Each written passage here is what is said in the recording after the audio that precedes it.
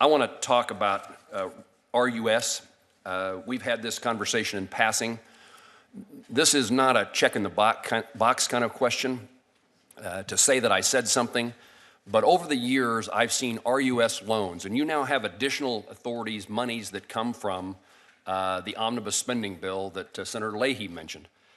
One of the things that I've seen happen, it transpired in the past and it continues to occur, that I would complain about for two reasons.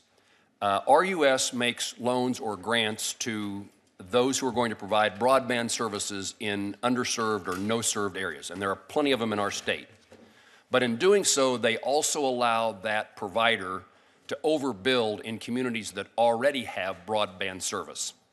And my complaint about that is, one, it doesn't emphasize, doesn't prioritize where the money desperately needs to be spent. And secondly, it creates competition with the private sector who's already invested in putting fiber in the ground, cell towers, whatever the mode is for delivering that service. And so we've put in the omnibus bill some parameters requiring that 90% of the residents live in a place that's not served. And I assume you would assure me that when you develop the rules and regulations as you are doing, that you will abide by those parameters. Let me explain why.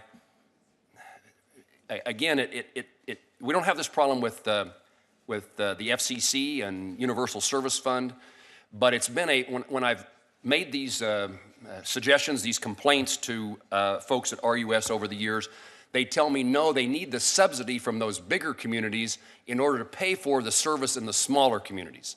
And my point to you and to them is the subsidy is what money we are providing to provide service in the rural. It's not a matter of competing and taking business out of a community and taking those dollars to provide service in that smaller community. Does this issue resonate with you, make sense? No, sir. Yes, sir. It resonates with me because we cannot afford duplicity. We cannot afford duplicative type of programs and money. There's not enough money to go around to overbill.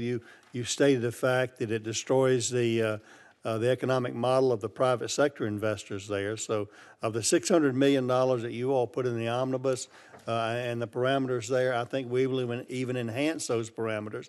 We're looking for some of our cooperators to be the rural electrification associations and co-ops that serve those areas in your state and other states across the country to be our partners in that area with specificity that this is not for overbuilding and not for there. Our new administrator of RUS comes from one of those rural co-ops, and I think to your neighbor to the east in Missouri, and has a great perspective of how we can get that done.